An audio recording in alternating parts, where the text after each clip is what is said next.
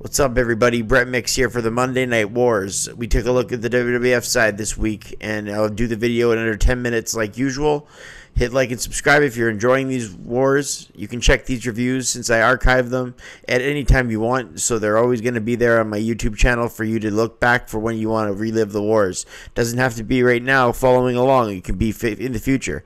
I always have them on my channel, so that's why if you're subscribed and notified, it can really work in your favor.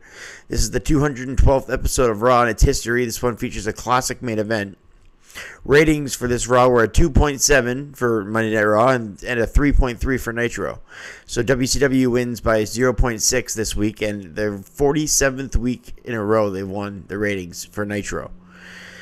So now back to Raw. After this week's loss, the total scoreboard is now 17 wins for the WWF, 65 losses, and 2 draws, all time through the 84 weeks. This is the 84th week of the Monday Night Wars. It went on Monday night this week, TSN in Canada and the USA Network in America on May the 26th, 1997, from the Robbins Municipal Stadium in Evansville, Indiana. Pyros go off and we get welcomed to Raw by Vince McMahon and Jerry the King Lawler. We open up with Austin coming out to this glass shattering with a huge ovation. HBK then comes out dancing to the ring. JR asks if they can coexist once he's in the ring with the microphone. He says, "Can you guys coexist as partners to win the titles?" Both men say they're the captain of the team, and they bicker a little bit. HBK says the two biggest SOBs in the WWF are going to kick some Hart Foundation ass. Then the LOD storm to the ring and ask for a title shot if they win the belts tonight. And they say, sure thing. The Hart Foundation then come out for the first match of the night against the LOD. So it's the LOD versus Pillman and Neidhart of the Hart Foundation to open up things in the ring. Road Warrior Hawk takes it to the loose cannon Brian Pillman, who's making his in-ring Raw debut. Unfortunately, due to many tragedies, his career in the WWF happened to few and far between match-wise, and never ever took off with any steam, especially if you compare it to the Flying Brian days. Frequent tags made by both teams in this one, a lot of double team moves. LOD went at 424 after DQ, and the Bulldog and Owen prevented a Doomsday device by the Legion of Doom. We gave it a star. After the bell rang, Austin and HBK came to beat on the Hart Foundation. HBK with a baseball slide accidentally hit Stone Cold.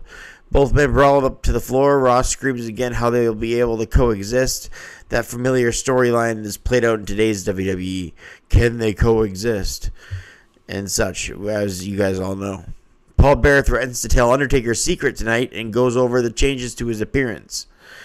About how he's not wearing all that ghouly makeup anymore, and that's why he talked about his appearance being changed. D'Lo Brown with The Nation taking on Bob Holly. D'Lo's in-ring debut as well. Holly coming off an upset victory over Owen Hart in his hometown last week. Farouk speaks on commentary about becoming the new champion, the first black champion at King of the Ring. Holly throws D'Lo to the corner, a press slam and a leg drop. D'Lo dominates, but the commentary doesn't pay much attention to the match because of Farouk's commentary about being champion. D'Lo wins the match at 3:09 after a unique and impressive, nice set-down powerbomb off the side ropes. They gave the match a star and a quarter.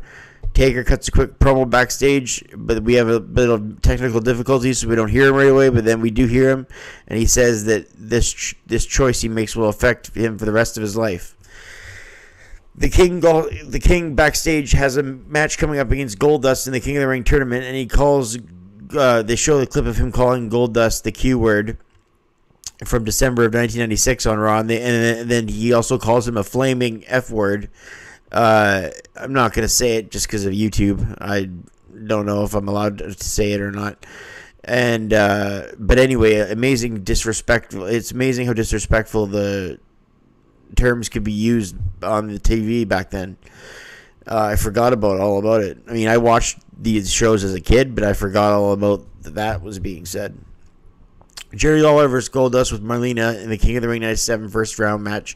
Decent back forth action here. Lawler chants rain down from the crowd because he spent his USWA days, the territory he ran, in Evansville. So a ton of King fans. A sign read Lawler for president, and the fans chanted Lawler, and the commentary made a point of this.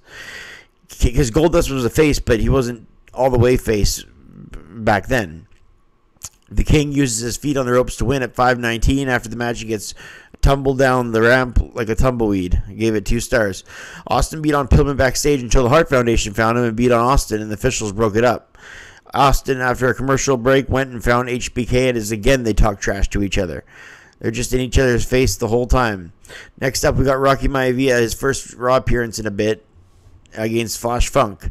Actually, he fought Rocky Maivia, lost to Farouk last week, but it feels like its first appearance in a bit because McMahon calls Maivia too young to have the success he's had. It's kind of like a shoot on the microphone, if you ask me. During the ring, the Headbangers came out with King of the Ring themed inflatable chairs, eating cotton candy, asking McMahon if he wants to eat their boogers.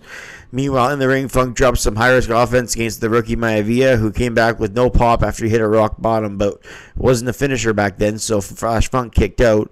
Rock was green here. He misses a drop kick and then falls to the floor after a clothesline. He meant to fall to the floor, and he didn't. He screwed that up, it looked like. Flash hits a crossbody plancha to the outside. The Headbangers interfere in the match, but since both teams were hit, or since both men were hit by the team, it wasn't a disqualification. Rock went to the top with an awkward crossbody and won at 3:34. I gave it half a star. Mosh interviews, or not Mosh. There's more of the Headbangers that was on my mind. There's more interviews with Mankind and JR, those classic sit-down interviews for Mankind that really talk about Mick Foley. He talks about his high school days in this one. The entire Hart Foundation cut promos on King of the Ring on the night, backstage. Then we have Ahmed Johnson taking on Vader. Shamrock comes out for commentary to a good ovation. Vince on commentary calls Ahmed Johnson a master of psychology. Okay. A slugfest takes up a lot of the time in the match, as you'd expect with two powerhouses in there. Ahmed defeats Vader at 3:05 after a huge spine buster. Ahmed could do a good spine buster, but that's about that and the Pearl River Plunger, about it. Good for Ahmed, though. Bad booking for Vader to lose to Ahmed Johnson in 3 minutes clean on Raw. Gave it a half a star. Bear says, like sands through the hourglass, so are the days of our lives. Bear said, time is ticking and it won't be long for Taker to reunite with him. He says, oh, yes, as he usually does. Next up, we got Helmsley taking on Rockabilly. Second straight week, Helmsley's taking on a heel, which is awkward on Raw. They're not trying to push him as a face. 3 future DX members in this match are on the outside in Chyna's case. Honky with a guitar and Chyna slammed him on the floor. Rockabilly walks right into a pedigree and Triple H wins at 3:16. 3/4 of a star for that one. Taker says sometimes in your life you have to make decisions you don't want to. Sable comes out with a chair to promote the King of the Ring a little bit. With the King of the Ring chair that's inflatable. They really are pushing the merchandise back then.